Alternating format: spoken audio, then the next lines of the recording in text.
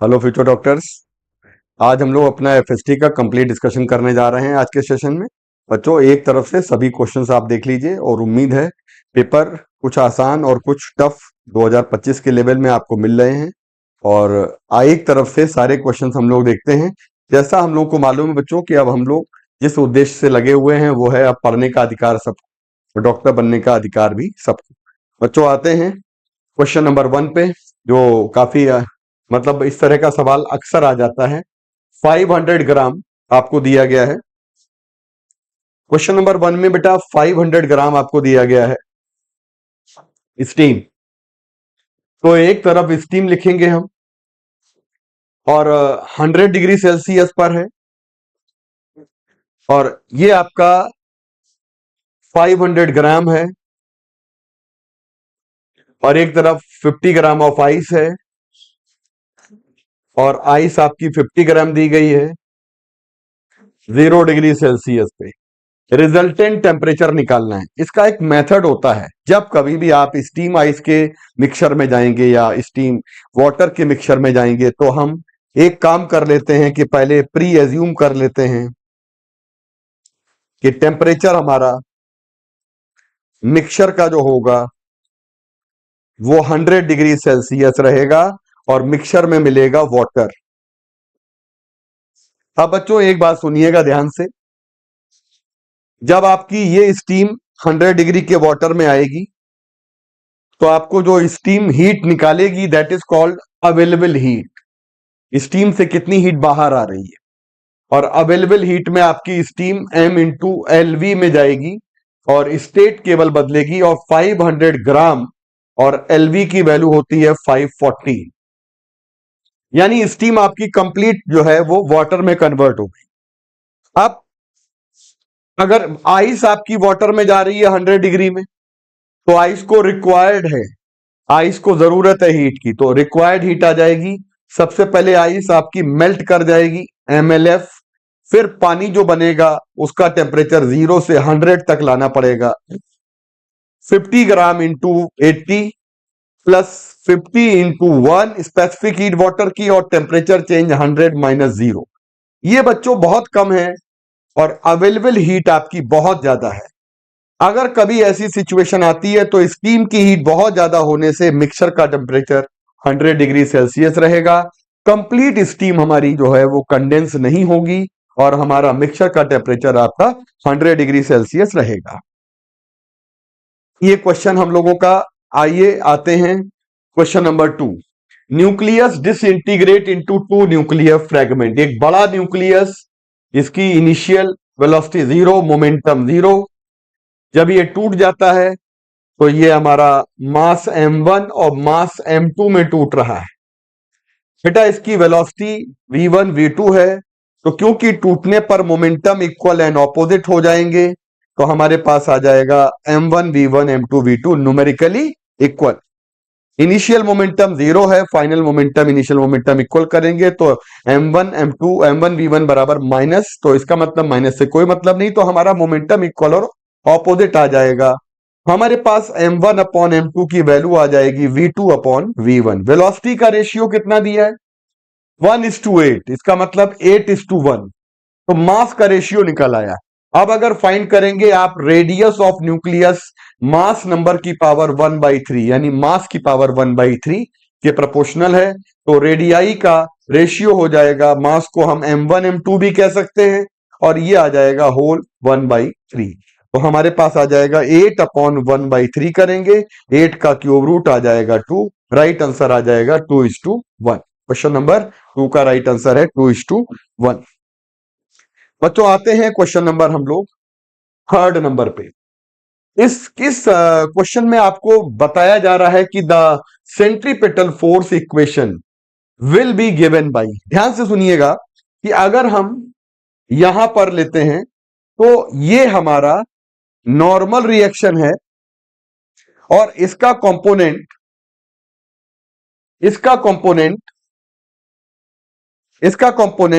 n cos theta equal to mg हो जाएगा। लेकिन अगर हम बात करेंगे n sin थीटा तो n sin थीटा इधर आएगा, तो नॉर्मल रिएक्शन का कंपोनेंट n sin थीटा जो हमारा सेंट्रीपिटल फोर्स की तरफ है, यानी कि इस डायरेक्शन में हमारा नॉर्मल रिएक्शन का साइन कंपोनेंट रहेगा, प्लस फ्रिक्शनल फोर्स जो हमारा है इसका कॉस कंपोनेंट रहेगा, यानी कि ये वाला एंगल और ये वाला एंगल दोनों इक्वल है, तो इसका मतलब F cos theta that will be net force, और ये देता है आपको mv² अपॉन r। तो क्वेश्चन का जो राइट आंसर बच्चों यहां से आ जाएगा mv² अपॉन r, यानी कि पहला वाला जो क्वेश्चन है इसमें इक्वल का साइन बना लीजिएगा, माइनस नहीं है, तो ये वाला आपको दे देगा कंप्लीटली फोर्स, जो सेंट्रीपिटल फोर्स है उसमें सारे फोर्स रिजॉल्व करके लिख लीजिए। ठीक, रिजॉल्व फ्रिक्शनल फोर्स को भी करना है क्योंकि रफ सरफेस है, और एन साइन थीटा हो जाएगा। आइए आते हैं क्वेश्चन नंबर 4 पे। At what temperature kinetic energy of gas molecule half of the value. हमें मालूम है काइनेटिक एनर्जी जो होती है वो टेम्परेचर के डायरेक्टली प्रोपोर्शनल होती है, तो किस टेम्परेचर पर काइनेटिक एनर्जी हाफ हो जाएगी, यानी कि E2 upon E1 T2 upon T1 आ जाएगा, तो E2 की वैल्यू हो जाएगी हाफ ऑफ E1, और नीचे पहली वाली काइनेटिक एनर्जी E है इनिशियल, और किस टेम्परेचर पर है, और इनिशियल टेम्परेचर है आपका 127, इसको 400 लिखेंगे हम, मल्टीप्लाई कर लेंगे, तो T2 की वैल्यू आ जाएगी 200 केल्विन। बच्चों 200 केल्विन को जब हम चेंज करेंगे 273 माइनस करके, तो ये आ जाएगा माइनस का 73 डिग्री सेल्सियस। तो इसको कहते हैं हम लोग कि ये हमारा जो केल्विन का मतलब जो वैल्यू है उसको सेल्सियस में चेंज करना है, तो करेक्ट आंसर आ जाएगा सेकंड, क्वेश्चन नंबर 4 का सेकंड वाला ऑप्शन। आते हैं question number 5। 26 tuning forks are arrange in decreasing order of frequency. बच्चों पहला ट्यूनिंग फॉक जिसकी फ्रीक्वेंसी एन ले लीजिए, दूसरा वाला का ट्यूनिंग फॉक की फ्रीक्वेंसी बेटा हमारी इससे कम होगी, और तीसरे वाले की इससे कम होगी, क्योंकि डिक्रीजिंग ऑर्डर बनाया गया है। तो जब हम डिक्रीजिंग ऑर्डर में लिखते हैं फ्रीक्वेंसी डिक्रीज करती है, तो लास्ट वाला ट्यूनिंग फॉक जो है वो 26 है। इन्होंने कहा है कि frequency of last one first is Octave of last. मान लीजिएगा लास्ट वाले की फ्रीक्वेंसी एन है, तो फर्स्ट वाले की हो जाएगी 2n। ये ज्यादा बेटर होता है कि जो ऑक्टेव होता है वो हमेशा और डबल कहलाता है, तो लास्ट वाले की फ्रीक्वेंसी का ऑक्टेव हायर है हमारा फर्स्ट वाला, इसका मतलब लास्ट वाली n है और फर्स्ट वाली 2n है। तो क्या करना चाहिए ऐसे क्वेश्चन में, हम लोग एक काम और करते हैं कि इनमें हर एक में नंबर ऑफ बीट मिलते हैं 3, नंबर ऑफ बीट मिलते हैं 3, तो फॉर्मूला होता है लास्ट की फ्रीक्वेंसी इक्वल टू फर्स्ट की फ्रीक्वेंसी और माइनस P-1 जितने ट्यूनिंग फॉक हैं इनटू एक्स, एक्स का मतलब number of beat between any two tuning fork, successive tuning fork. Last वाले की फ्रीक्वेंसी अगर n है, फर्स्ट वाले की बेटा 2n है, P का मतलब है 26 फॉक दिए गए हैं, और इनटू एक्स कर देंगे तो x का मतलब आ जाएगा 3, ये 75 आ जाएगा, इधर आएगा तो n की वैल्यू 75 आ जाएगी, और बेटा ये लास्ट वाले की फ्रीक्वेंसी है, इसका मतलब फर्स्ट वाले की फ्रीक्वेंसी आ जाएगी 150 हर्ट्ज, क्योंकि ये 2n। अब 18 नंबर वाले की निकालनी है, तो मेथड है 18 नंबर की फ्रीक्वेंसी फर्स्ट की फ्रीक्वेंसी माइनस P-1, और P की जगह पे आ जाएगा 18-1, और ये आ जाएगा x। बच्चों यहां पर 18 नंबर की फ्रीक्वेंसी आ जाएगी फर्स्ट नंबर की फ्रीक्वेंसी माइनस 17 इंटू 3, क्योंकि ये दिया है x नंबर ऑफ बीट, तो 51 माइनस कर देंगे तो 99 हर्ट्ज आंसर आ जाएगा। क्वेश्चन का राइट आंसर है सेकंड, 99 हर्ट्ज, ये हमारी 18 नंबर की फ्रीक्वेंसी आ जाती है। क्वेश्चन नंबर आ जाते हैं हम लोग 6 नंबर पे। When certain metallic surface is illuminated with monochromatic light of wavelength, तो अगर हमें कट ऑफ वोल्टेज की बात कही है तो फॉर्मूला लगेगा आइंस्टाइन इक्वेशन hc/λ0, और कट ऑफ वोल्टेज हमारा 4v0 है, और hc/λ आ जाएगा, माइनस का hc/λ0 हो जाएगा। इक्वेशन नंबर 1 है same surface illuminated with the wavelength 3λ। इसका मतलब अगर हम सेम सरफेस की वेवलेंथ 3λ कर दें तो हमारे पास आ जाएगा hc/λ और वेवलेंथ 3λ हो जाएगी। लैम्डा नॉट निकालना है, इक्वेशन नंबर 2 आ जाएगी। और कट ऑफ वोल्टेज हो जाता है वी नॉट, कह रहा है वी नॉट, डिवाइड कर दीजिएगा, 4/1 आ जाएगा। यहां एच सी कैंसिल कर देंगे तो 1/लैम्डा, 1/लैम्डा नॉट, 1/3 लैम्डा और 1/लैम्डा नॉट, क्रॉस मल्टीप्लाई करेंगे हम लोग तो हमारे पास आ जाएगा 4/3 लैम्डा माइनस 4/3 लैम्डा माइनस 4/लैम्डा नॉट आ जाएगा। और बेटा 1/लैम्डा हो जाएगा 1/लैम्डा नॉट। आप इसको सॉल्व करेंगे, लैम्डा नॉट को एक तरफ, 4/लैम्डा नॉट माइनस का 1/लैम्डा नॉट इक्वल टू आ जाएगा हमारे पास 4/3 लैम्डा माइनस का 1/लैम्डा। लैम्डा नॉट की वैल्यू आ रही है 9 लैम्डा। सॉल्व कर लेंगे, यहां पर 3 आ जाएगा, यहां पर 3 तो 1/3 आ जाएगा। कुल मिलाकर आपके पास 9 लैम्डा वैल्यू आ रही है। बच्चों राइट आंसर इसका है फोर्थ वाला। क्वेश्चन नंबर आ जाते हैं 7th नंबर पे। क्वेश्चन नंबर 7 ये कह रहा है कि for the first orbit of circumference, first orbit की सरकमफ्रेंस दे रखी है हमको और हमसे कह रहा है कि find the de Broglie wavelength of. तो एक बात ध्यान से समझिएगा, फर्स्ट ऑर्बिट की जब आपको सरकमफ्रेंस दे रखी है, एन की वैल्यू 1 कर लेंगे तो जो सरकमफ्रेंस है वही आंसर आ जाएगा। तो 7th का पहला आंसर आ जाएगा, सीधी सीधी बात है, क्योंकि हम सब जानते हैं 2πr n equal to n lambda, अगर nth ऑर्बिट की बात करेंगे तो, और 2πr1 फर्स्ट ऑर्बिट की सरकमफ्रेंस, और ये n का मतलब फर्स्ट 1 है पहले ऑर्बिट के लिए, और ये लैम्डा आ जाएगा। तो इसको कह देंगे हम लोग एक तरीके से फर्स्ट ऑर्बिट की सरकमफ्रेंस जो होती है वही डी ब्रॉगली वेवलेंथ पहले वाले ऑर्बिट में आ जाती है। क्वेश्चन नंबर 8 नंबर पे आएंगे। Semi conductor is doped then electrical conductivity, doping से कंडक्टिविटी बढ़ जाती है, याद रखिएगा। तो 8वें नंबर का आंसर आ जाएगा इंक्रीज कर जाती है। बच्चों देखिएगा आगे बढ़ के, हमारा एक क्वेश्चन है यहां पर कि IV characteristic of the PN junction diode in forward bias is shown in the figure. The ratio of the dynamic resistance corresponding to the forward wise voltage 2 volt. तो बच्चों ऐसे केस में एक काम करना है, डायनेमिक रेजिस्टेंस का मतलब होता है कि रेजिस्टेंस जो डायनेमिक वाला है पहले केस में निकालेंगे 2 वोल्ट पर, तो डेल्टा V अपॉन डेल्टा आई। अब आप बताइए 2 वोल्ट पे कितना वोल्टेज चेंज हो रहा है, 2 से 2.1 यानी 0.1 आएगा, तो 5 से 10 इसका मतलब आपके पास आ जाएगा 2.1 माइनस 2 वोल्ट और 15 10 माइनस 5 मिली एम्पियर, और नीचे आ जाएगा 10 की पावर माइनस का 3।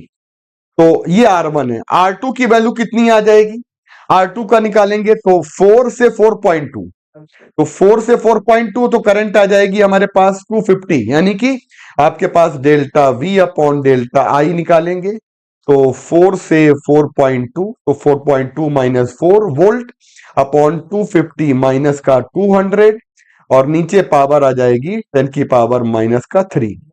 सॉल्व करेंगे, R1 अपॉन R2 करना है तो हमारे पास सब कुछ कैंसिल हो जाएगा, पावर आवर कैंसिल हो जाएगी, और यहां से राइट आंसर हम लोगों का आ जाएगा, जैसे 2.1 है तो ऊपर बचेगा 0.1, नीचे बचेगा 5, ऊपर बचेगा आपके पास 50 और नीचे बचेगा 0.2।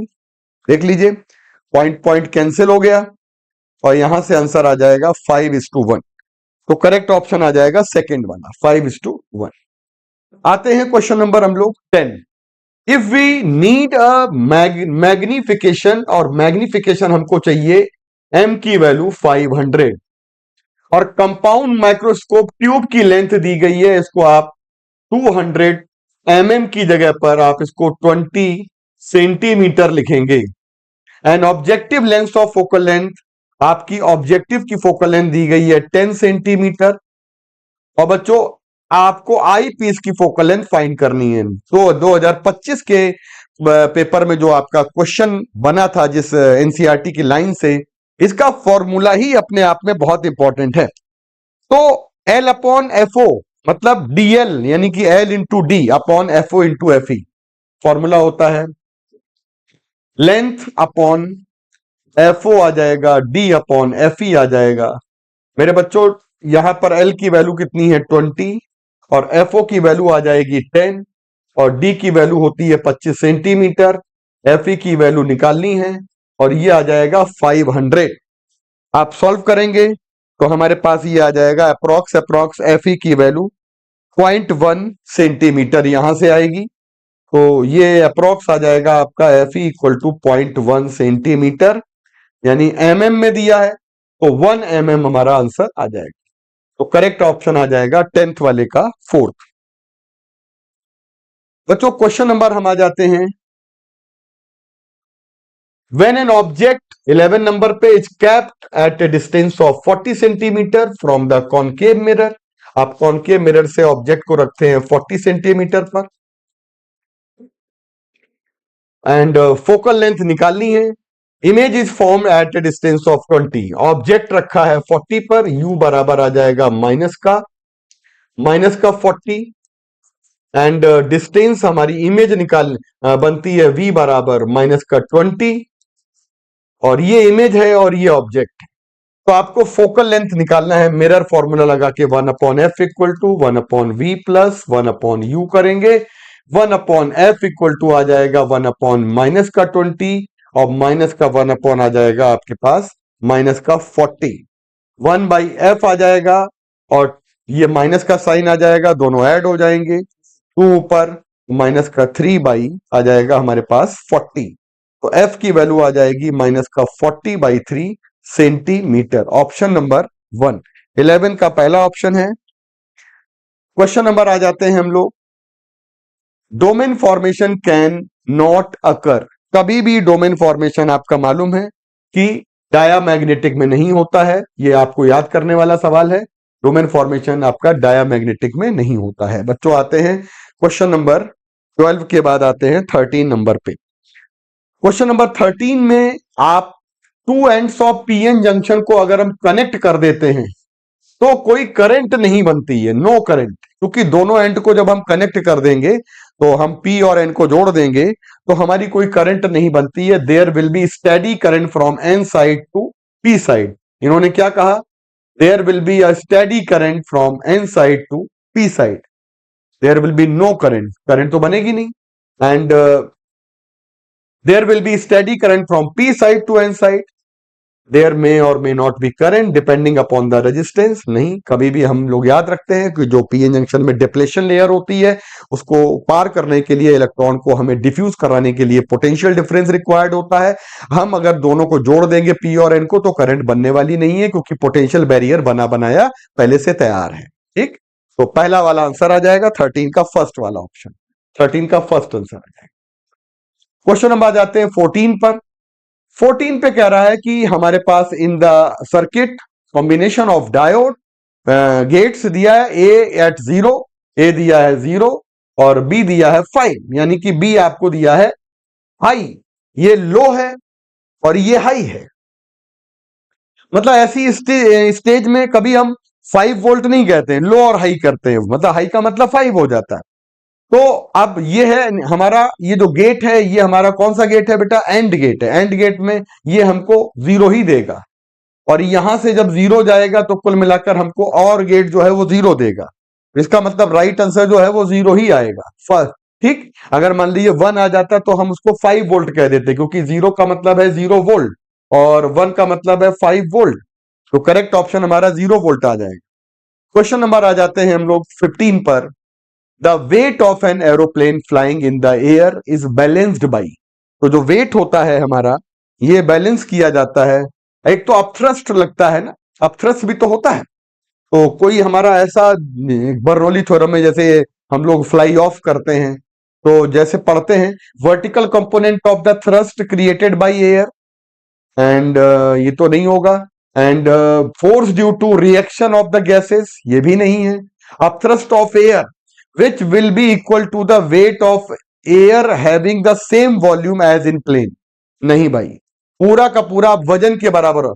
Force due to the pressure difference between the upper and lower surface, yes जब कभी भी हम एरोप्लेन को उड़ाते हैं तो यहां पर हमारे पास जो उड़ते समय वेलोसिटी होती है बहुत ज्यादा, बर्नौली थ्योरम ये कहती है, बर्नौली थ्योरम की बात कर रहे हैं, pressure plus half rho v square equal to constant. तो जब बहुत तेज वेलोसिटी से हमारा एरोप्लेन फ्लाई ऑफ कर रहा है मान लीजिए, तो उस समय ये कह रहा है, हवा में भी उड़ रहा है, उस समय वेलोसिटी ज्यादा है, वेलोसिटी ज्यादा है तो ऊपर की तरफ एयर की वेलोसिटी ज्यादा, और जब एयर की वेलोसिटी बेटा आपकी ज्यादा है तो ऊपर की तरफ प्रेशर की वैल्यू कम, तो ये नीचे से थ्रस्ट मिलता है, P1 माइनस P2 करके नीचे से थ्रस्ट लगता है। तो जब प्रेशर डिफरेंस की वजह से थ्रस्ट आता है, कोई कंपोनेंट नहीं, कहीं कुछ नहीं, प्रेशर डिफरेंस की वजह से जो थ्रस्ट बनता है वही हमारा इसका करेक्ट आंसर आएगा। तो 15 का आंसर आ जाएगा फोर्थ। तो बच्चों ये रहा हम लोगों का कंप्लीट डिस्कशन। तो अब आगे का पोर्शन आगे के सर करेंगे। Thank you very much. Question number 26 है बच्चों। 12 kg 5 kg blocks are placed as shown in figure. The surface between block is smooth while static and kinetic friction coefficient for ground are 0.6 0.4 respectively. Horizontal forces 15 and 10 Newton are applied on the blocks to pull them. The acceleration of 5 kg and 12 kg block. करें एक 12 kilo और 5 kilogram के पिंड चित्रानुसार रखे गए पिंडों के बीच सतह घर्षण मुक्त है, जबकि धरातल के लिए स्थैतिज और गतिज घर्षण गुणांक 0.6 है। F1 15 न्यूटन, F2 10 न्यूटन है। क्षैतिज बलों को पिंड पे खींचने हैं तो लगाने पर 4 kg और 10 kg, 4 नहीं ये 5 kg और 10 kg के पिंडों के त्वरण होंगे, यानी कि एक्सेलरेशन निकालना है। जरा बच्चों आप ध्यान दें, यहां पर ये वाला रफ सरफेस है और इसके लिए मेन स्टैटिक है 0.6, म्यू एस कितना है 0.6। हमें यही देखना है, पहले स्टैटिक लेकर के चेक करेंगे भाई चलेगा कि नहीं चलेगा। और यहां पर इसके ऊपर हम लोग फोर्स लगा करके 15 न्यूटन खींच रहे हैं। तो अब ये तो स्मूथ है, ये रफ है, तो इस पर फ्रिक्शन इधर लगेगा। अब ये फ्रिक्शन हो जाएगा म्यू एम नेट जी, तो फ्रिक्शन कितना आएगा, म्यू की वैल्यू 0.6, एम नेट हो जाएगा 12 और 5 17 और जी हो गया 10, तो ये कितना हो जाएगा 10, 102 न्यूटन। अब देखो बच्चों यहां पर फोर्स कितना लगा, 102 न्यूटन। यहां पर फ्रिक्शन बहुत ज्यादा लग रहा है और अप्लाइड फोर्स कम है, तो यानी कि ये ब्लॉक तो पक्का मूव नहीं करेगा, नहीं करेगा ना। ये 15 ही न्यूटन तो इस पे लगा रहे हैं और यहां पे फ्रिक्शन 102 लग रहा है, तो ये मूव नहीं करेगा। तो 12 का एक्सीलरेशन तो 0 आ गया। अब ये वाला जो है ये इसके ऊपर मूव करेगा क्योंकि ये स्मूथ है, इसमें फ्रिक्शन है ही नहीं, तो ये वाला यहां पर मूव करेगा, तो इसका एक्सीलरेशन निकाल लो, A is equal to F by m. तो इस पर फोर्स लगा है 10, एम है 5, तो 2 न्यूटन 2 मीटर पर सेकेंड स्क्वायर एक्सेलरेशन आ गया। तो 5 और 12 बोल रहा है, 5 का 2, 12 का 0, सेकेंड ऑप्शन मैच कर गया बच्चों, सेकेंड ऑप्शन मैच कर गया। Next, sphere of mass 4 kg rest on one corner of cube as shown figure with respect to system of coordinate axis shown. The cube is moved with velocity 10 ti minus 40 square j, where t is time in second. The force exerted by a sphere on cube at t is equal to 1 second. 4 kg का एक गोला घन के कोने में विश्रांत अवस्था में है, जैसा कि चित्र में प्रदर्शित है। घन को चित्र में प्रदर्शित तंत्र में वेलोसिटी से चलाया जाता है, जहां t सेकंड है। 1 पर गोले द्वारा घन पर लगने वाला बल क्या होगा। देखो बच्चों, इसमें स्फेयर का ये मास 4 kg है और ये क्यूब ऊपर जा रहा है, तो जब क्यूब ऊपर जाएगा तो स्फेयर पर फोर्स लगेगा। तो स्फेयर पर ऊपर फोर्स कितना लगेगा, F is equal to velocity given है, तो ये लगा दो m और dv बाई dt। तो ये फोर्स लगेगा कितना, m कितना है देखो 4 kg और d बाई dt, और वेलोसिटी हो जाएगी ये 10t आई कैप माइनस 4t स्क्वायर जे कैप। ये फोर्स लगा 4 डिफरेंशिएट करो 10i माइनस 8t जे कैप 1 सेकेंड पे निकालना है t, तो ये आया 4 10i माइनस 8j। इसको लिख सकते हैं फोर्स आया 40i माइनस 32j कैप। अब देखो ये तो फोर्स जो है स्फीयर पे लग रहा है, ठीक है, और स्फीयर पे और कितना फोर्स लग रहा है, इसका वेट हो जाएगा mg नीचे की डायरेक्शन में, तो m है 4, g है 10 नीचे की डायरेक्शन यानी कि माइनस j हो गया, क्यों भैया। तो अब लेकिन यहां पर ये फोर्स तो ये भाई हम लोग डायरेक्शन ले रहे हैं माइनस जे, लेकिन वैसे तो 40 न्यूटन नीचे ही लगेगा, मतलब ये रिएक्शन इसके ऊपर ऊपर लगाएगा, एक्शन रिएक्शन होता है ना। तो अब ये वाला ये 40g इस पे लगाएगा तो स्फीयर इसके ऊपर ऊपर ही फोर्स लगाएगा, तो प्लस हो जाएगा 40j कैप। तो ये अब फोर्स आया बच्चों, कौन किसके ऊपर लगा रहा है, ये क्यूब स्फीयर के ऊपर लगा रहा है, क्यूब स्फीयर के ऊपर इतना फोर्स लगाया 40i और प्लस 8j। तो अब क्यूब स्फीयर के ऊपर इतना फोर्स लगा रहा है, तो स्फीयर क्यूब के ऊपर क्या लगाएगा भाई, एक्शन रिएक्शन हो गया, तो इसका रिएक्शन निकालो। तो जो स्फीयर होगा वो क्यूब के ऊपर इसका रिएक्शन लगाएगा, रिएक्शन का माइनस लगा दो, तो minus 40i minus 8j newton ये फोर्स लगेगा। ये फर्स्ट ऑप्शन मैच कर रहा है बच्चों, first option is the right option. Next आ जाओ, which of following graph shows the variation of electric field due to hollow spherical conductor radius are function of distance from the center of sphere। बच्चों इसमें ये हमें बताना है कि कौन सा ग्राफ सही है। और इलेक्ट्रिक फील्ड देखो, हॉलो स्फेरिकल कंडक्टर, ये स्फेरिकल कंडक्टर है, तो कंडक्टर के अंदर फील्ड क्या होता है, जीरो, और कंडक्टर के बाहर जो फील्ड होता है वो E प्रोपोर्शनल टू 1/r² होता है। तो यहां पर तो फील्ड नहीं होगा, ये बाहर ऐसे आएगा, तो ये वाला सेकंड ग्राफ आ जाएगा, second graph is the right option. Next, power applied to particle varies with time as p is equal to 4t square minus 3t plus 2 watt where t is in second, find approximate change in kinetic energy between 1 to 3 second. किसी कण पर कार्य करने वाली शक्ति P 4t square minus 3t plus 2 what है, जहां t second में है, तो 1 सेकंड से 3 सेकंड के बीच गतिज ऊर्जा में परिवर्तन। तो वर्क एनर्जी थ्योरम लगा दो, work is equal to change in kinetic energy, और वर्क होता है पावर इंटू टाइम, तो पी डी टी इंटीग्रेशन कर दो, क्योंकि पावर यहां पर वेरिएबल है, तो W बराबर पी टी डी टी, यहां पे T1 से T2 इंटीग्रेट करके डेल्टा के निकल आएगा बच्चों, इसी को सॉल्व करना है, तो डेल्टा के आ जाएगा, पावर हो गया 4t square minus 3t plus 2 और dt, और इंटीग्रेशन हो गया 1 से 3, 4t cube by 3, 3t square by 2 और 2t,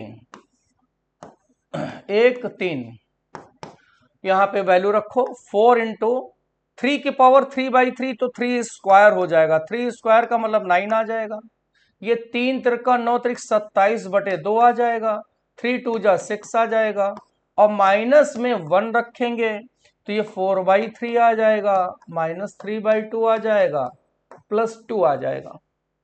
अब इसको सॉल्व करो बच्चों,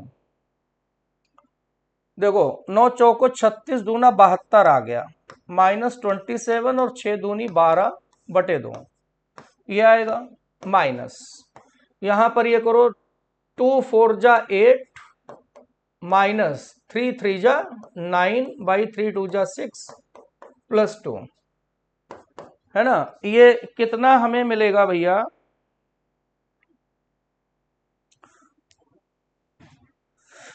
72 और 27 और 12, तो 27 में से 12 गया, कितना बचा 15, तो 7 5 12 57/2 तो ये आएगा, और माइनस में इधर लगाओ तो 8 माइनस 9 -1 प्लस 12/6 तो ये आ जाएगा 11/6, 11/6।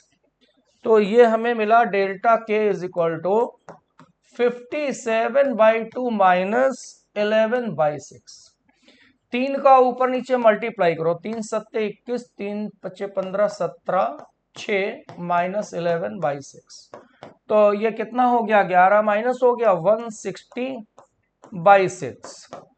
तो 6 दूनी 12 और 4 6 लगभग लगभग 27 जूल। देखो पूरा पूरा आया, थोड़ा बहुत डिफरेंस है, 27 जूल लगभग आ जाएगा। तो ये बच्चों तुम्हारा थर्ड ऑप्शन आ गया। नेक्स्ट क्वेश्चन कह रहा है a particle of mass 2m moving with velocity v northward collide with another particle of mass m moving with velocity 2v eastward. After collision two particle cases the velocity of new particle. 2m द्रव्यमान का एक कण उत्तर दिशा में v वेग से गति कर रहा है और दूसरा कण द्रव्यमान m 2v वेग से पूरब की ओर जा रहा है। संघट्ट करके चिपक जाते तो नए कण का वेग क्या होगा।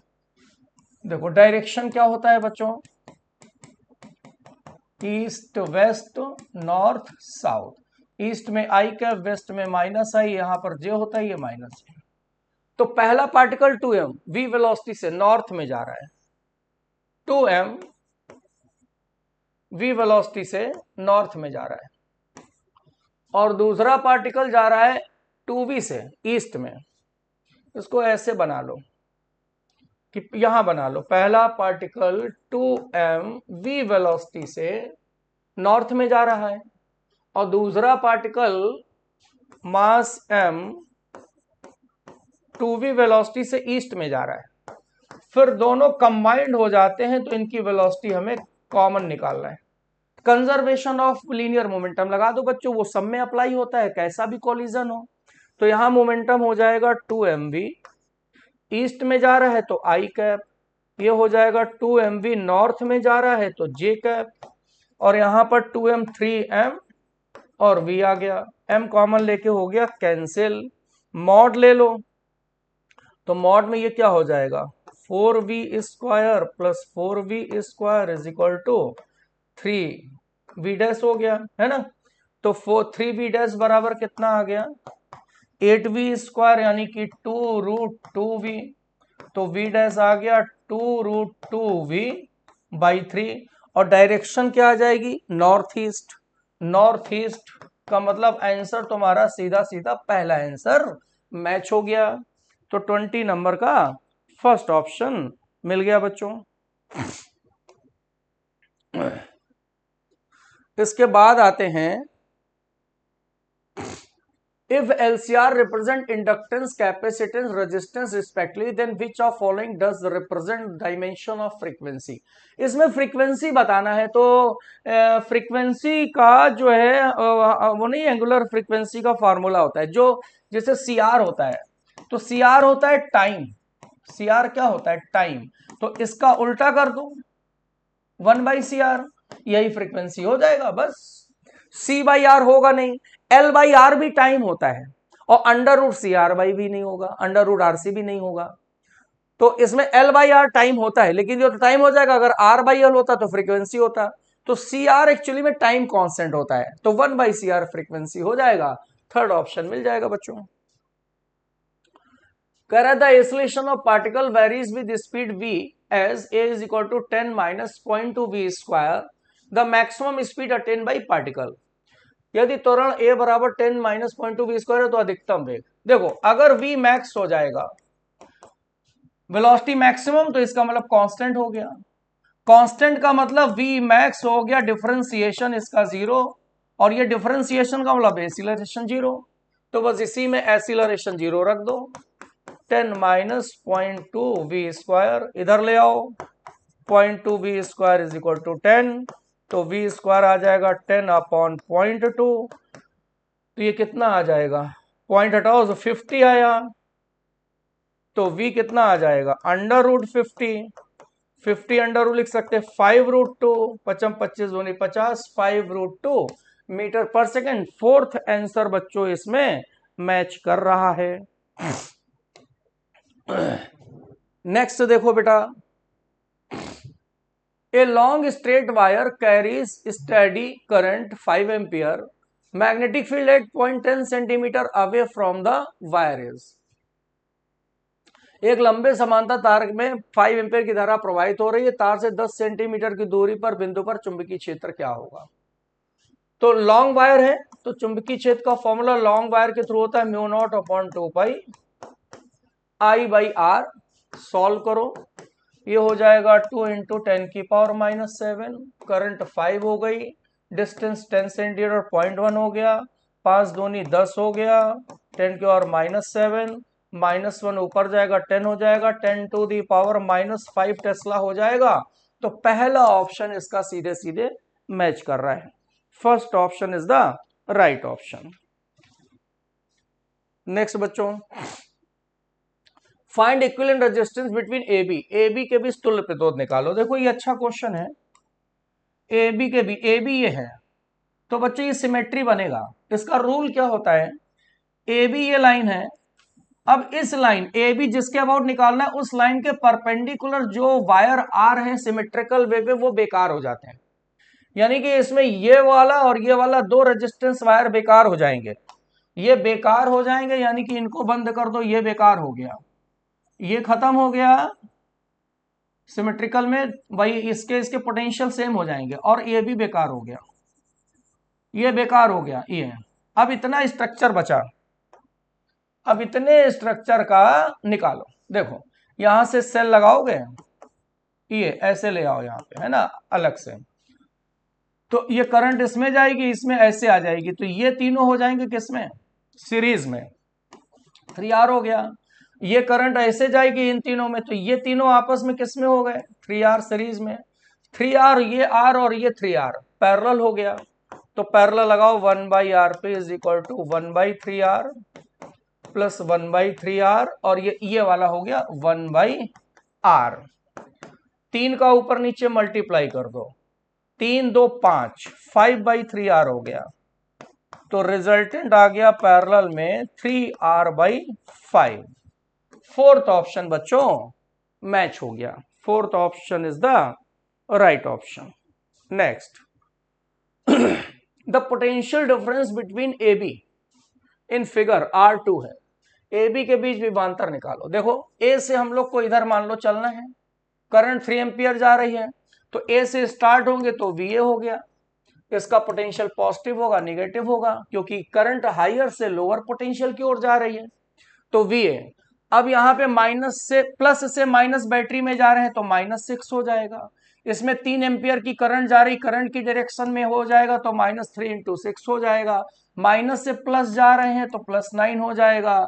इसमें 3 एम्पियर की करंट जा रही है और R की वैल्यू 2 है, तो 3 2 जा 6 माइनस हो जाएगा, और -VB और इज इक्वल टू 0 हो जाएगा.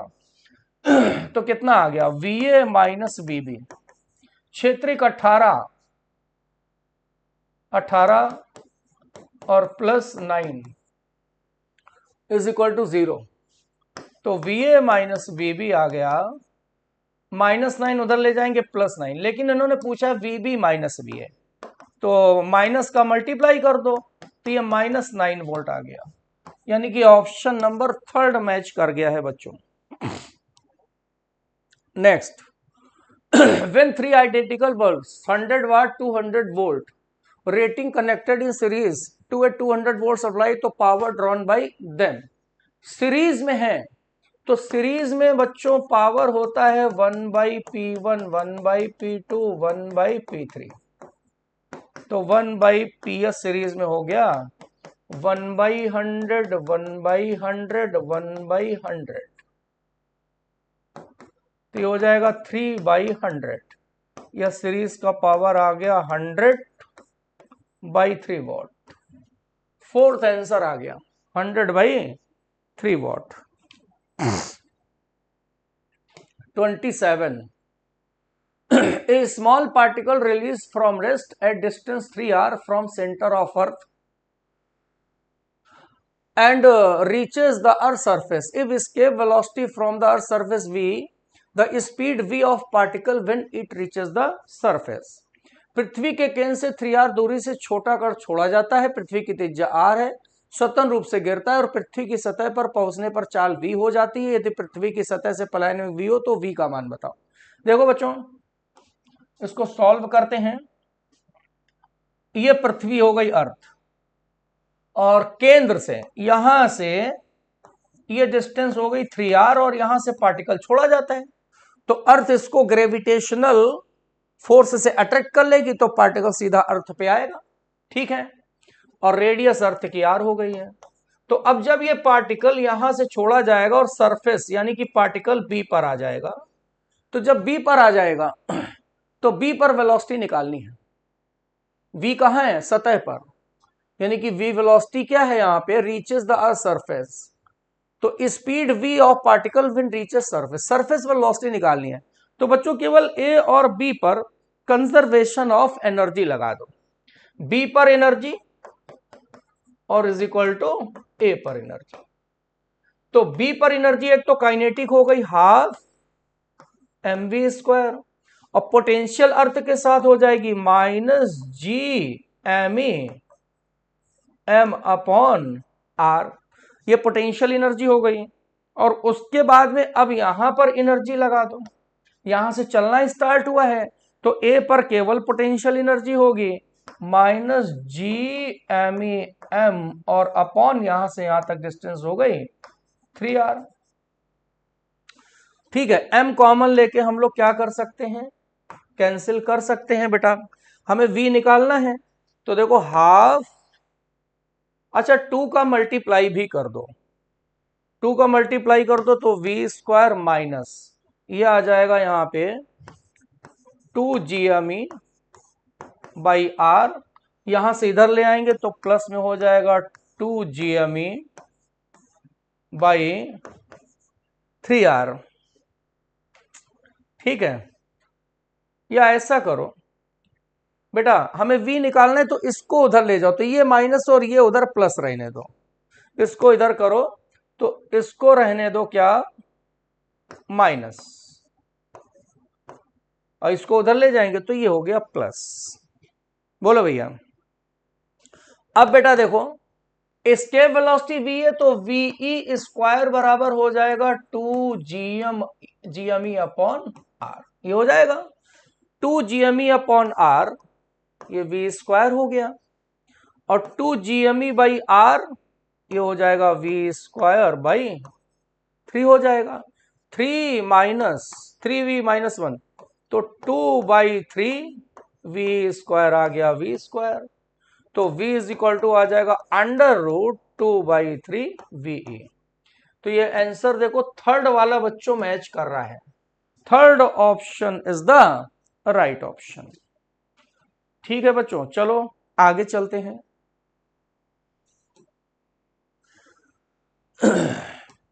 नेक्स्ट,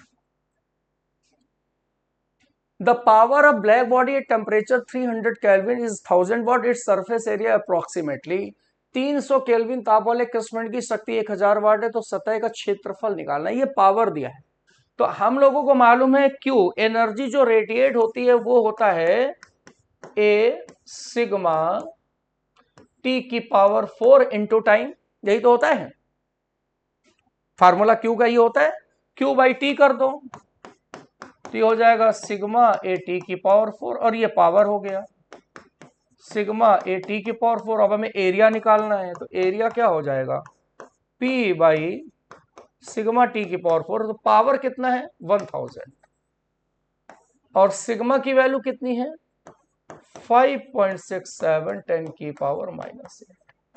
टेम्परेचर कितना है 300 300⁴। अब बच्चों इसको सॉल्व करो तुम, तो आंसर तुम्हारा सेकंड वाला मैच हो जाएगा। कैलकुलेशन ज्यादा है तो हम लोगों ने सॉल्व किया है, तो आंसर तुम्हारा सेकंड बच्चों आ जाएगा। बोलो ठीक। Next, PV diagram of monatomic gas straight line passing through origin, तो molar heat capacity of gas in process. एक परमाणु गैस का पीवी चित्र सरल रेखा होती है जो कि मूल बिंदु से गुजरती है, तो इस प्रक्रिया में गैस की ग्राम अणुक विशिष्ट ऊष्मा क्या होगी? तो स्ट्रेट लाइन का मतलब हो गया P प्रोपोर्शनल टू V, या ये हो जाएगा PV की power -1 is equal to constant. तो पॉलीट्रॉपिक कांस्टेंट इसमें n की वैल्यू कितनी हो गई, पॉलीट्रॉपिक कांस्टेंट 1 हो गया। तो अब इसमें हमें निकालना है मोलर हीट कैपेसिटी। तो मोलर हीट कैपेसिटी क्या हो जाएगा, फार्मूला तुम्हें मालूम है, होता है CV minus R by n-1। और ये जो है गैस जो है बच्चों, इसमें मोनो एटॉमिक गैस है, तो मोनो एटॉमिक गैस में CV हो जाएगा 3/2R माइनस R, n की वैल्यू -1 रखेंगे -2 हो जाएगा, तो 3/2R और प्लस हो जाएगा R/2, तो ये हो जाएगा 3R 4R/2 यानी कि 2R आ जाएगा। तो 2R आंसर आ गया। Second option is the right option. Next, when length of vibrating segment of sonometer wire increase by 2%, तो approx percentage change in frequency. किसी सोनोमीटर के तार को कंपित क्षेत्र की लंबाई 2% बढ़ाई जाती तो आवृत्ति में लगभग परिवर्तन क्या होगा। तो F बराबर क्या होता है, V/12 होता है फार्मूला, या F प्रोपोर्शनल टू क्या हो जाएगा 1/L। Percentage frequency proportional to हो जाएगा परसेंटेज ऑफ लेंथ। तो अगर यहां पे 2% इसकी वायर की लेंथ बढ़ा रहे हैं तो फ्रीक्वेंसी भी कितनी बढ़ जाएगी बच्चों, 2% बढ़ जाएगी। 2% का मतलब आंसर नंबर कितना आ गया, 4 number is the right option हो गया। 30वें का बच्चों थर्ड आंसर आ गया बच्चों, 30वें का 4 नंबर आ गया, 4 आंसर हो गया ना, fourth option is the right option. Next part आपको RD सर बच्चों कराएंगे। Okay, thank you. जय हिंद बच्चों। अब हम लोग करेंगे क्वेश्चन नंबर 31 से 45 तक FST 12 के क्वेश्चंस। तो देखिए क्वेश्चन नंबर 31 हम लोग पहले देखते हैं। दो सोर्स हैं S1 और S2, और S1 हमारे पास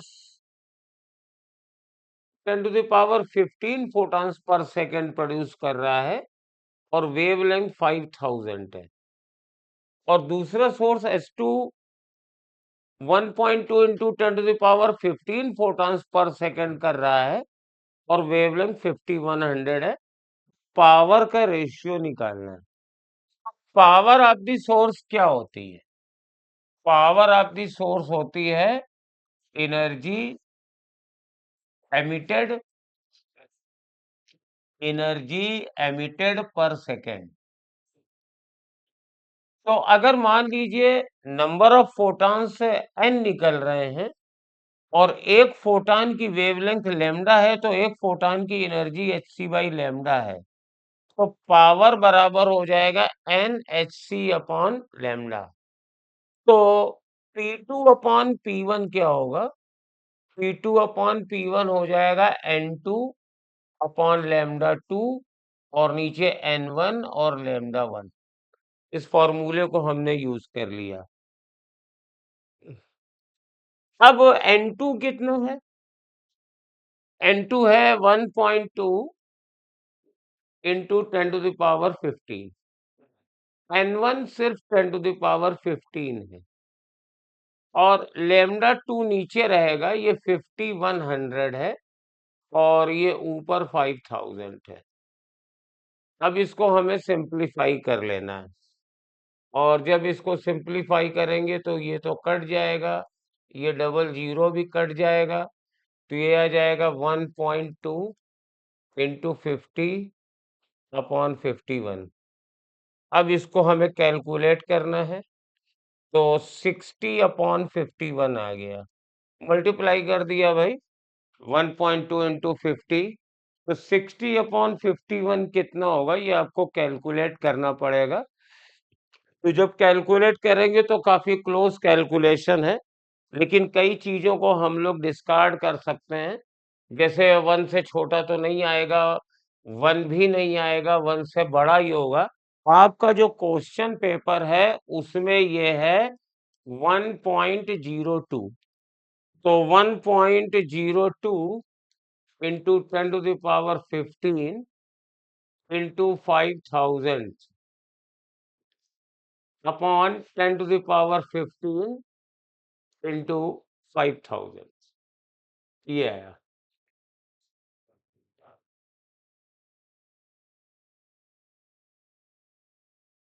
5100। तो ये 2 जीरो कट जाएंगे, 10 टू द पावर 15 कटेगा, तो ये आ जाएगा 1.02 इंटू 50 अपॉन 51। अब आप इसको 17 से काट सकते हैं, और इसको जब डिवाइड करेंगे ये, तो हमारे पास आंसर इसका फर्स्ट आ जाएगा। It is approximately 1। इसको अब आप कैलकुलेट कर सकते हैं, इसको मल्टीप्लाई कर दीजिए। 0 5 दूनी 10, 0 पहले ही बना दिया, 5 दूनी 10, और 5 0 0, और ये भी हमारे पास 51 आ रहा है, और ये भी 51 आएगा। तो आंसर 1:1 आ रहा है। तो बेटा ये क्वेश्चन पेपर में आपका ये क्वेश्चन 1.02 है, और स्लाइड में 1.2 था। तो पहले आंसर नहीं आ रहा था, पर जब क्वेश्चन पेपर से देख के किया तो ये आ रहा है। तो इसका आंसर बेटा फर्स्ट हो जाएगा। चलिए, ये इस फॉर्मूले पर है।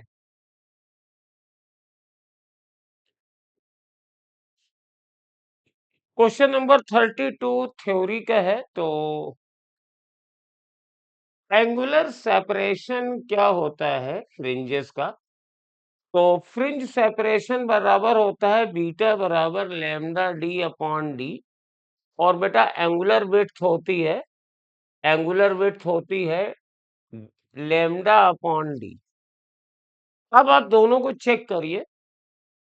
स्क्रीन को अगर दूर ले जाएंगे, मतलब ये डबल स्लिट है, ये स्क्रीन को दूर ले जाएंगे, मतलब डी बढ़ा देंगे, तो एंगुलर सेपरेशन कांस्टेंट रहेगी, राइट? क्योंकि एंगुलर विड्थ में डी तो कहीं आया नहीं है, तो स्टेटमेंट फर्स्ट इज करेक्ट। और अगर लार्जर वेवलेंथ लेंगे तो एंगुलर विड्थ बढ़ जाएगी, जबकि इसमें डिक्रीज कर रही है, तो ये गलत हो गया। तो आंसर हो जाएगा statement 1 is true but statement second is false.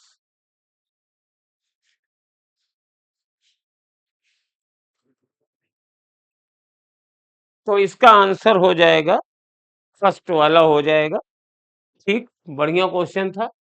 चलिए, अब ये देखिए, आइडियल ट्रांसफार्मर है, और बेटा एनपी अपॉन एनएस दिया है। एनपी अपॉन एनएस दिया है 1:2। एनपी और आइडियल ट्रांसफार्मर में क्या होता है? वीएस अपॉन वीपी बराबर एनएस अपॉन एनपी होता है। तो एनएस अपॉन एनपी 2:1 हो गया, क्योंकि ये तो एनपी अपॉन 1 है। तो 33 का भी आंसर फर्स्ट आएगा। बहुत इजी क्वेश्चन था, इसमें कोई दिक्कत वाली बात नहीं थी। अब देखिए, ये एक बढ़िया क्वेश्चन है, इसको जरा ध्यान से देखिएगा। ये दो छोटी छोटी बीड्स हैं। इसका मास बेटा 2m दिया हुआ है, इसका m दिया हुआ है, और ये सर्कुलर हॉलो ट्यूब ऐसे ऐसे रखी हुई हैं, और इनिशियली ये u वेलोसिटी से चल रही है। वेलोसिटी हालांकि इसमें बनी हुई है, ये u से चल रही है, जबकि ये रेस्ट में है। तो ये u से चलती हुई आ करके ऐसे यहाँ पे टकराएगी। ये 2m है, ये m है, इसकी स्पीड u2 बराबर 0 है, और u1 बराबर u है, और E बराबर 1/2 है। तो दोनों एक जगह हैं, और इसके बाद कहते हैं जब ये पहला कोलिजन हो जाए, तो उसके बाद दूसरा कोलिजन कितने समय के बाद होगा। तो यहाँ पर एक हम टेक्निक लगा सकते हैं, या आप चाहो तो लंबे तरीके से करो। इलास्टिक कोलिजन है तो दो इक्वेशन बनाओ। कोलिजन से पहले इसकी स्पीड 0 थी, इसकी स्पीड u थी ऊपर की ओर। कोलिजन के बाद v1 और v2 निकाल लो, तो जाहिर है कि v2 तो इधर जाएगी, v1 इधर जाएगी, और फिर जोड़ करके टाइम से डिवाइड करो। लेकिन इतना लंबा करने की जरूरत नहीं है, क्योंकि उसके लिए तुम्हें सॉल्व करना पड़ेगा। अगर मैं कोलिजन का सेकंड इक्वेशन लगाऊं, जो होता है v1 माइनस v2 बराबर माइनस ई टाइम्स u1 माइनस u2, तो v1 माइनस v2 क्या है? -1/2u है।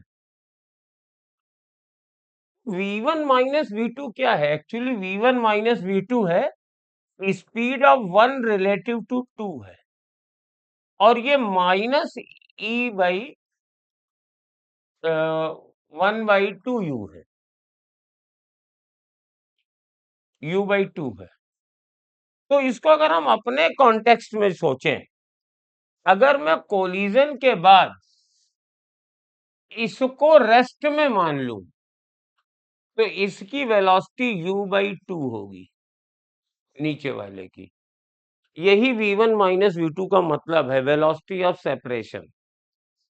तो रिलेटिव फ्रेम में अगर वर्क करते हैं, तो मेरे पास ये तो रेस्ट में हो गया 2m वाला, और ये इधर इसके रिलेटिव u/2 से जा रहा है।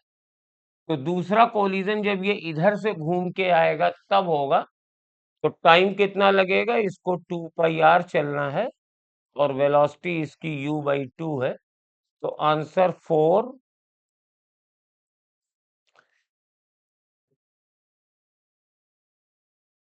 2πr अपॉन u/2, तो ये आ जाएगा 4πr अपॉन u। ये क्वेश्चन उतना ज्यादा लंबा नहीं था, अगर आप फॉर्मूलों को ठीक ढंग से समझ के आए हैं। आपको मालूम होना चाहिए कि v1 माइनस v2 या वेलोसिटी ऑफ सेपरेशन क्या है। वेलोसिटी ऑफ सेपरेशन क्या है कि जिस रिलेटिव स्पीड से वो अलग होती हैं। तो v1 माइनस v2 तो बिना इक्वेशन को सॉल्व किए डायरेक्ट मिल रहा है। तो ये रेस्ट में मान लो, तो ये u/2 से चलेगी, और एक राउंड के लिए ये 2πr चलेगी, और स्पीड u/2 है। तो इतने टाइम के बाद दूसरा कोलिजन हो जाएगा। क्वेश्चन उतना लंबा नहीं था जितना आपको लगता है। हाँ, अगर आप इसको सॉल्व करके निकालोगे तब तो कहोगे बड़ा लंबा क्वेश्चन है। चलिए इसमें देखिए। इसमें ये एक आइडियल प्रोसेस है, और वीटी ग्राफ दिया हुआ है। पहले में तो लिखा है कि हीट गैस देती है, और दूसरे में हीट एब्जॉर्ब्ड है, तीसरे में magnitude of work done by gas निकालना है पूरे प्रोसेस में। तो साइक्लिक प्रोसेस है, तो डेल्टा यू बराबर तो 0 होगा, तो Q बराबर W हो जाएगा। थर्मोडायनेमिक फर्स्ट लॉ से Q माइनस W बराबर डेल्टा यू। तो डेल्टा यू तो 0 है, तो Q बराबर W है, तो हम पहले W निकाल लें। तो उससे ये क्लियर हो जाएगा कि इन दोनों में से कौन सही है। और चूंकि Q बराबर W है, तो अगर W निगेटिव आता है यानी Q निगेटिव है, तो इसका मतलब है कि हीट रिलीज होगी, सिस्टम हीट देगा। और अगर पॉजिटिव आता है तो पूरी प्रोसेस में हीट एब्जॉर्ब होगा। तो हम लोग वर्क डन निकालते हैं इसमें, और ये पहला वर्क डन ये आइसोबारकोरिक प्रोसेस है। तो W वर्क डन ऐसे निकालेंगे, WAB plus WBC plus WCD plus WDA। तो इसमें WAB और WCD 0 हो जाएगा, क्योंकि ये आइसोकोरिक प्रोसेस है। तो WBC प्लस WDA हमें निकालना है। ये बेटा आइसोथर्मल प्रोसेस है। आइसोथर्मल प्रोसेस में वर्क डन होता है nRT nRT ln V2 upon V1। तो पहले वाले BC प्रोसेस के लिए ये फॉर्मूला मैंने बता दिया है। तो BC के लिए क्या होगा, नंबर ऑफ मोल्स तो 1 है R, और BC के लिए ये टेम्परेचर 2T0 है, और लॉग ऑफ यहां से यहां चले हैं V0 अपॉन 2V0 है, और प्लस 1R T0 और लॉग 2V0 अपॉन V0। ये DA प्रोसेस में है, टेम्परेचर T0 है और फाइनल वॉल्यूम 2V0 है, इनिशियल वॉल्यूम V0 है। तो मेरे पास ये क्या बना, 2R T0 लॉग ऑफ 1/2, ये V0 अपॉन 2V0 लॉग 1/2 है, और plus R T0 log of 2 बन गया ये। अब जिसको सिंपल करेंगे तो आप इसको कर लीजिए, इतना आंसर आएगा देख लीजिए। ये लॉग 1/2 है, वो RT ln 2 है। तो ये नेट, तो RT0 हम लोग बाहर ले लेते हैं, और यहाँ ln 2 है, तो इसको लिखते हैं 2RT0 ln ऑफ 2 माइनस के साथ, इसको लिख दिया log 1 माइनस log 2, और log 1 0 है, 2RT0 log 2 और माइनस के साथ, और प्लस ये RT0 log 2 है। तो आ गया आंसर माइनस RT0 log 2। तो भाई ये भी गलत हो गया, ये भी गलत हो गया, ये तो वैल्यू ही नहीं मैच कर रही है, और ये माइनस में होगा, तो ये गलत है। बस इतना है कि गैस वर्क डन निगेटिव है, मतलब हीट निगेटिव है, और हीट निगेटिव का मतलब है कि पूरे सिस्टम में एनर्जी रिलीज होगी, पूरे ओवरऑल सिस्टम में गैस की एनर्जी रिलीज होगी। तो फर्स्ट वाला आंसर सही है। तो ये आंसर मेरे पास आ गया 35। हाँ, यस, फर्स्ट आंसर सही है। इसमें वर्गडन निकालना था, और थोड़ा सा अनयूजुअल ग्राफ दे दिया गया था। जनरली हम लोगों को पीवी ग्राफ दिया जाता है, यहाँ वीटी ग्राफ दे दिया गया था। चलिए नेक्स्ट क्वेश्चन में आते हैं। ये फॉर्मूला है, ये बहुत ही सिंपल है। दोनों जो कैपेसिटर हैं वो हमारे पास शुरुआत में चार्ज नहीं है, और मेरे पास सेल भी हैं, और फिर हमने इसको बंद कर दिया ऐसे, तो सब पे चार्ज आ जाएगा। क्योंकि ये एक सीरीज सर्किट है, तो चार्ज हमने क्यू मान लिया, ये चार्ज क्यू मान लिया, और हम इस तरीके से सर्किट में घूमते हैं, किरचॉफ लॉ लगाते हैं। तो जब इधर चलेंगे तो ड्रॉप होगा -19, और फिर ड्रॉप होगा -15, और प्लस मान लो इस पे चार्ज क्यू है, Q/3। अब ये 3 माइक्रोफैराड है, तो चार्ज हमारा माइक्रो कूलम में निकलेगा, और फिर 9 का गेन होगा, और फिर प्लस हम Q/2 लिख दे रहे हैं, बराबर 0 कर दिया। तो -19 और +9 -10 हो गया, तो -25 प्लस Q/3, और प्लस Q/2। अब यहाँ पे हम ऐसे घूम रहे हैं, तो करंट कैसे चल रही है हम ऐसे ही माने हैं, तो बराबर 0 की है। तो मेरे पास Q/3 प्लस Q/2 बराबर 25 हो जाएगा, और इसको मैं 6 से मल्टीप्लाई कर देता हूँ, तो 2Q प्लस 3Q बराबर 150, तो 5Q बराबर 150, तो Q बराबर 30 आ गया। तो 3 माइक्रोफैराड वाले पे पोटेंशियल डिफरेंस हो जाएगा 30 माइक्रोकूलम अपॉन 3 माइक्रोफैराड, तो 10 वोल्ट आंसर आ जाएगा यहाँ पे सेकंड वाला।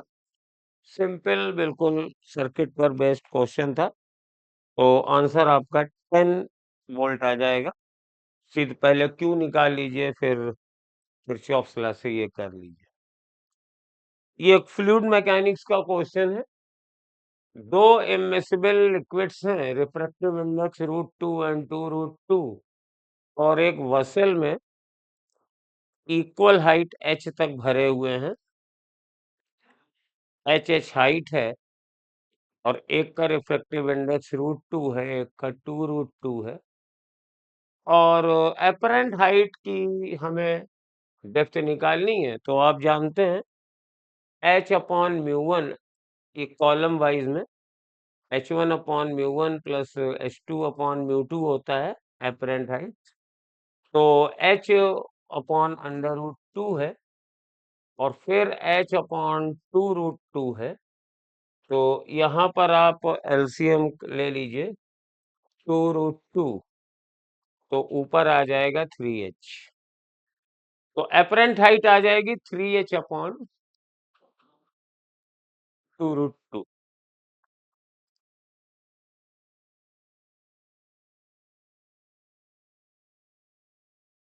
तो इसको √2 से मल्टीप्लाई कर देंगे,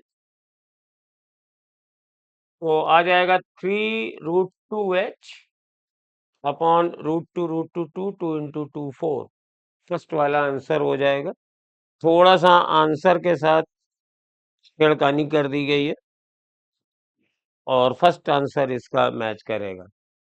3h/2√2 डायरेक्ट है, अब इसको रेशनलाइज करने के लिए √2 से मल्टीप्लाई कर दें तो फर्स्ट वाला आंसर मैच कर जाएगा।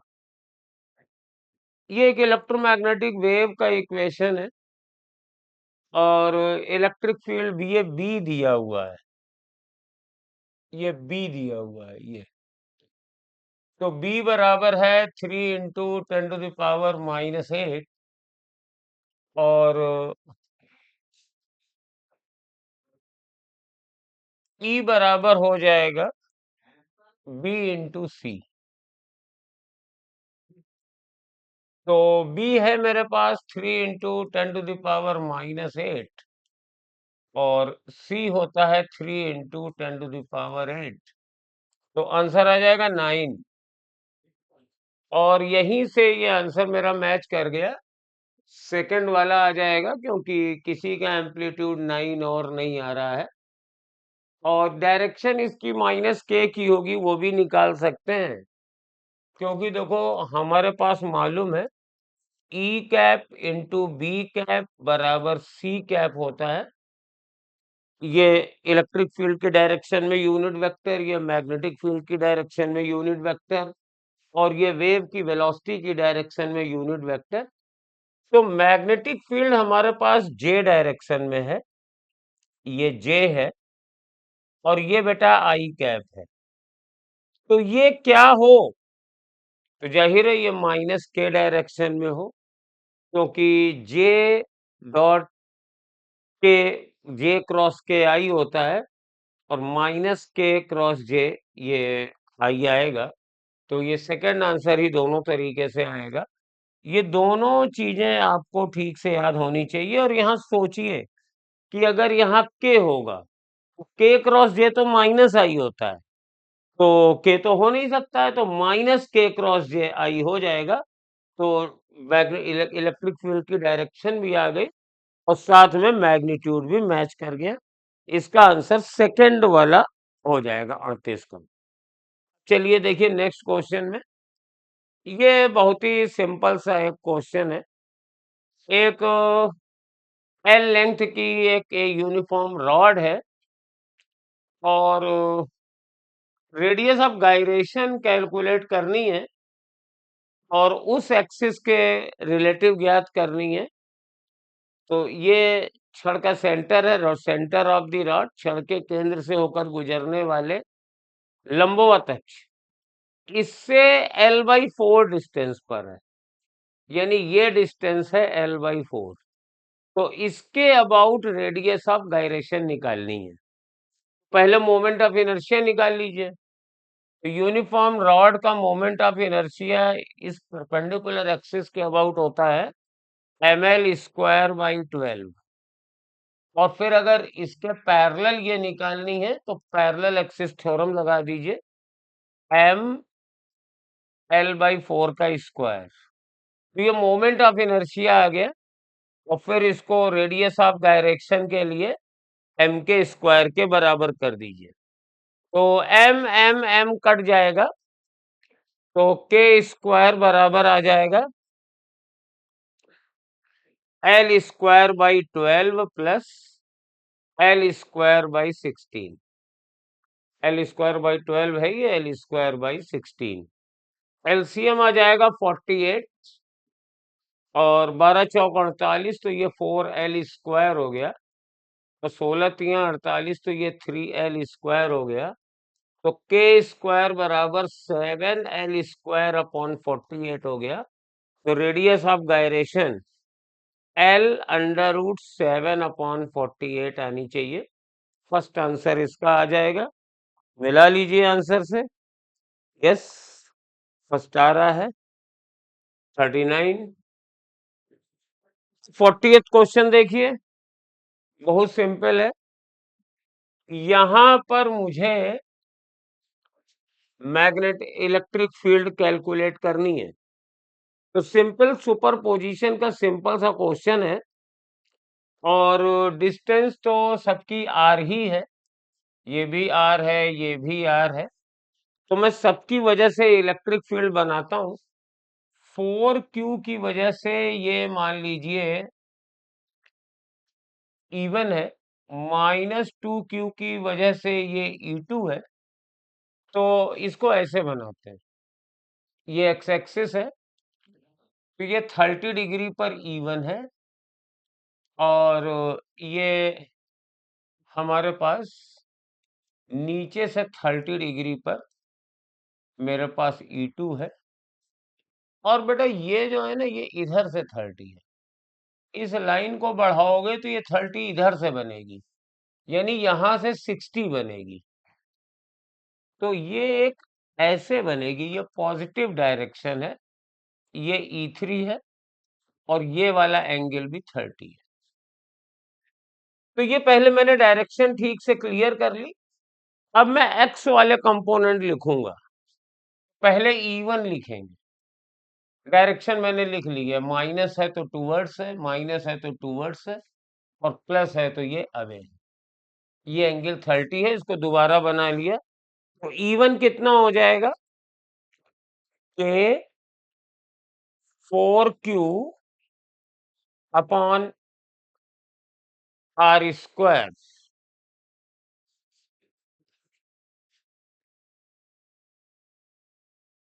इंटू, ये वैल्यू है E1 की, के रेडियस यहाँ D दे रखी है सर्किल की, रेडियस D है, तो बाद में D कर देंगे R की जगह, जैसा है K की जगह 1/4πε0 कर देंगे। मेनली चार्जेस हैं, और इसका कंपोनेंट इधर हो जाएगा cos 30। cos 30 बेटा होता है √3/2, और इसका कंपोनेंट भी cos 30 हो जाएगा, k2Q अपॉन R² √3/2, और इसका कंपोनेंट हो जाएगा प्लस k, ये भी 2Q है, 2Q अपॉन R², और बेटा ये sin 30 हो जाएगा, ये कंपोनेंट इधर sin 30 हो जाएगा। अब आप इन सबको जोड़ डालिए, तो k अपॉन R² मैंने जोड़ नीचे लिख दिया, और यहां पर देखो क्या बचेगा, k अपॉन R² चला गया, तो 2√3 बचा, के क्यू अपॉन आर स्क्वायर, ये 2 चला गया, ये √3 बचा, और प्लस ये खाली 1 बचा। के क्यू अपॉन आर स्क्वायर चला गया, ये 1 बचा। तो हमने लिख दिया क्यू आर स्क्वायर की जगह डी स्क्वायर, और के की जगह 1/4πε0, और ये आ जाएगा 1 + 3√3। तो आंसर है कोई? तो Q अपॉन 4πε0 डी स्क्वायर 1 + 3√3, ये थर्ड वाला आंसर आ रहा है इसका। और बहुत ही सुपरपोजिशन का बेसिक क्वेश्चन था ये, कोई इसमें कठिन वाली बात नहीं थी। और जो भी समझ में ना आए वो कमेंट कर दिया करो, हम लोग दोबारा बता देंगे, बजाय इसके कि कमेंट करने के रट के आ गए हैं या ये आ गए हैं। Actually we are assuming that you know all the syllabus, और आपको बेसिक रिजल्ट वगैरह मालूम होंगे, तो उसी हिसाब से हम लोग चलते हैं। गैल्वेनोमीटर पे टॉर्क क्या होता है? गैल्वेनोमीटर कॉइल है, वैल्यूज दी गई हैं, n बराबर 500 टन्स है, और प्रत्येक कॉइल का average area, it is not given in question slide, तो डेफिनेटली आपके टेस्ट पेपर में दिया होगा, मैं उससे देख लेता हूँ। तो एरिया छपा नहीं है, एरिया बराबर है 3 × 10⁻⁻⁴ मीटर स्क्वायर, और टॉर्क दिया हुआ है 1.5 न्यूटन मीटर, और करंट दी है I बराबर 0.5 एम्पियर। टॉर्क होता क्या है? NIAB साइन, बस यही होता है। तो साइन थीटा, थीटा तो हमेशा 90 कर लिया जाता है, क्योंकि मैग्नेटिक मोमेंट और कॉइल हमेशा परपेंडिकुलर रहते हैं। तो आपको क्या करना है, खाली मैग्नेटिक फील्ड ही तो निकालनी है, तो सारी वैल्यू रख दीजिए।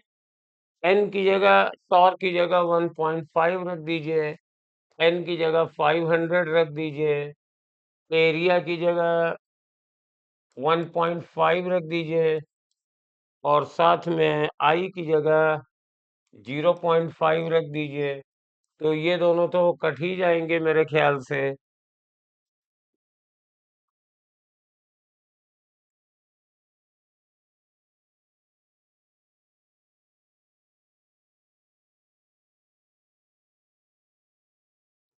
नहीं, एरिया मैंने गलत रखा है।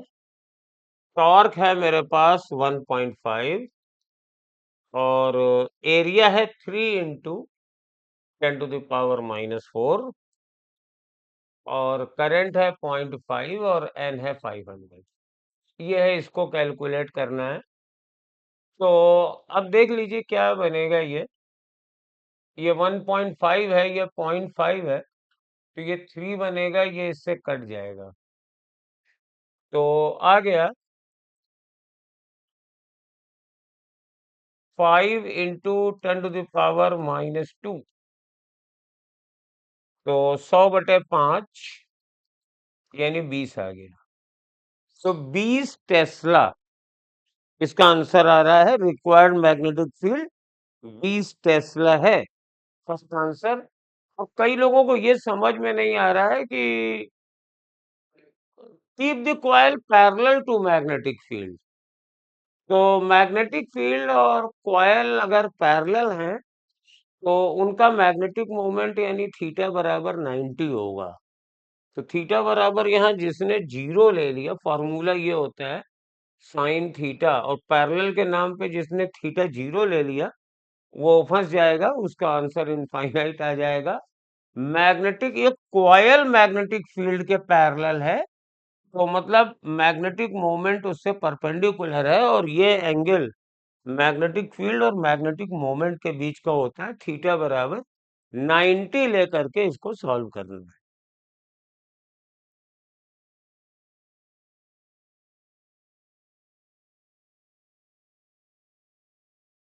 ये हीट का क्वेश्चन है।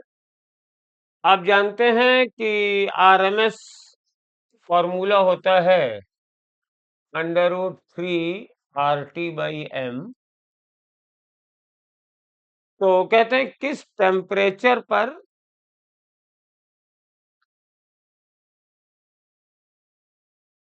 Helium, at what temperature the root mean square speed of an atom in argon gas। पहले आर्गन गैस लेगी, आर्गन गैस का मास 39.9 दिया हुआ है और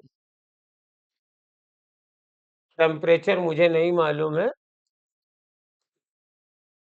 3R रहेगा और ये बराबर होगा 3R और हीलियम के लिए 4 होता है और टेम्परेचर -20 है, तो 273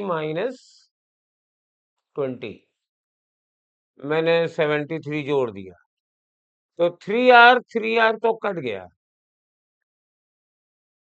और आप स्क्वायर रूट हटा दीजिए तो T/39.9 इज इक्वल टू, अब यहाँ पे 273 -20 तो 253/4। तो ये मेरे पास रिलेशन आ गया है और इससे हमको टी कैलकुलेट करना। तो टी जब इसको कैलकुलेट करेंगे तो अब यहाँ पे टी बराबर आ जाएगा 253/4 इंटू 39.9।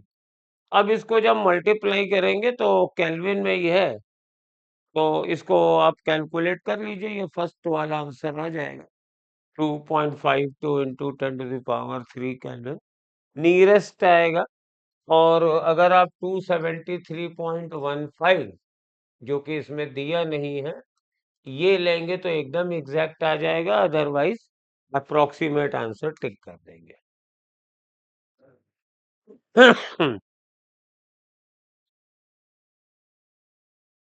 इसके बाद ये एक इलेक्ट्रोमैग्नेटिक इंडक्शन का क्वेश्चन है।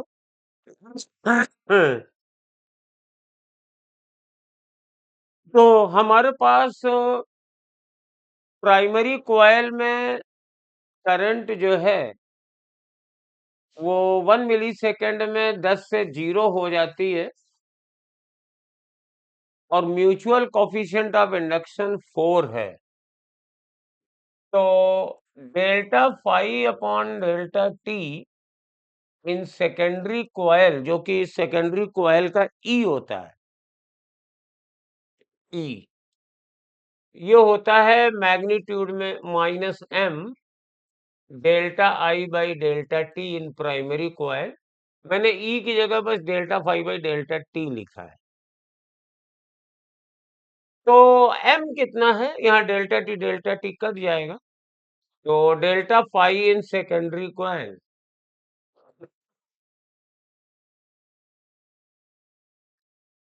तो ये आएगा मेरे पास m मेरे पास 4 है और मल्टीप्लाइड बाई ΔI इज 10 और ये 500 फेरे हैं तो -40/500 कर दीजिए तो एक आंसर आ जाएगा 40। एक 0 काट दीजिए, 4/50 है तो 8/100 आ जाएगा, तो -0.08 वेबर आ जाएगा। ये -0.08 वेबर। इससे जब आप निकालते हैं ना हम ΔI से, तो total flux through all the coils निकलता है। क्योंकि E बराबर होता है -n∆φ/ΔT। तो यहां पर आप चाहिए तो n लिख दीजिए, n∆φ लिख दीजिए, n∆φ तो एक कॉइल वाला निकलेगा। तो चाहो तो ऐसे कैलकुलेट कर लो, चाहे वैसे कैलकुलेट कर लो, सीधा फॉर्मूला था। और ये फिर एक दो कुंडलीज हैं, दो कॉइल्स हैं सेम वायर से बनी हुई है। Radius of first coil is twice that of one. तो ये एक कॉइल है और ये दूसरी कॉइल है, ये फर्स्ट है ये सेकंड है। मटेरियल इनके सेम है, लेकिन इसकी रेडियस अगर 2r है तो इसकी रेडियस r है। और मैग्नेटिक फील्ड बी फर्स्ट के सेंटर पर बी सेकंड के बराबर है। तो बी फर्स्ट बराबर बी सेकंड अगर करें तो सेंटर पर जो कॉइल होता है, वो सेंटर पे जो मैग्नेटिक फील्ड होती है वो होती है म्यू नॉट अपॉन 4 पाई और 2 पाई एन आई अपॉन रेडियस। पहले कॉइल के लिए म्यू नॉट अपॉन 4 पाई 2 पाई, कॉइल सिंगल टर्न है तो एन दोनों के लिए 1 ही होगा, तो इसको मैंने एन ले लिया। और करंट इसमें I1 मान लिया और रेडियस इसकी हमने 2r मानी है, और बराबर म्यू नॉट अपॉन 4 पाई दूसरी कॉइल के सेंटर पे करंट निकालेंगे। करंट इसमें I2 मान लेते हैं, इसमें करंट I1 मान लेते हैं। तो म्यू नॉट अपॉन 4 पाई 2 पाई एन I2 अपॉन r ही करेंगे तो कई चीजें देखो कट जाएंगी। कौन कौन सी कटेंगी? म्यू नॉट अपॉन 4 पाई 2 पाई और ये r n और n दोनों 1 1 है। तो मेरे पास बचा क्या? I1 upon 2r is equal to I2। मान लिया कि इस वायर का रेजिस्टेंस, अब मैंने रेडियस को मान लिया था कैपिटल R, तो रेजिस्टेंस को क्या माने? तो चलिए रेजिस्टेंस को स्मॉल r मान लेते हैं। तो ये R1 है, ये R2 है। और मान लीजिए इसमें पोटेंशियल था V1 और इसमें पोटेंशियल था V2। ये R तो कट ही गया है, I1/2। तो I1 को लिखेंगे बेटा V1 अपॉन 2 और इसका रेजिस्टेंस मान लेते हैं हम। देखो रेजिस्टेंस का भी रेशियो यही होगा। अगर इसका रेजिस्टेंस आप R मानोगे तो इसका रेजिस्टेंस 2R हो जाएगा। तो क्योंकि रेजिस्टेंस बराबर होता है रो एल अपॉन ए, दोनों वायर के मटेरियल सेम है, क्रॉस सेक्शन एरिया सेम है, समान तार है, लेकिन इसकी रेडियस डबल है तो सरकमफ्रेंस यानी लेंथ भी डबल होगी। तो इसका रेजिस्टेंस R है तो उसका 2R हो जाएगा। तो V1 upon 2R is equal to V2 upon only R। तो R से R कट गया, तो रेशियो V1 अपॉन V2 बराबर 4 आएगा। तो सेकंड आंसर आ जाएगा इसका। बढ़िया क्वेश्चन था, नीट मॉडिफाइड था ये क्वेश्चन, पुराने PYQ का। और ये लास्ट क्वेश्चन है।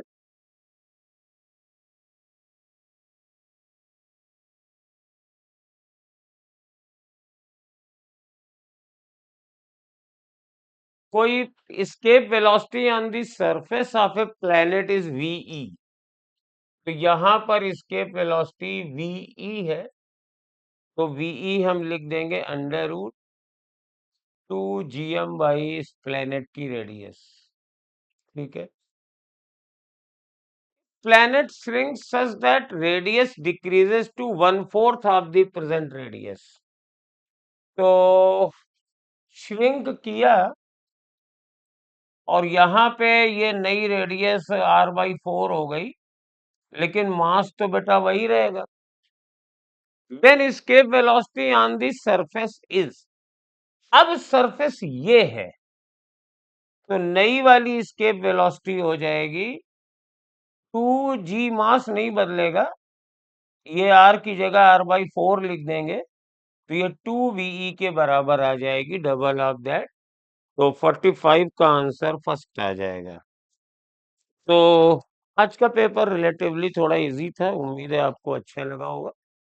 Thank you.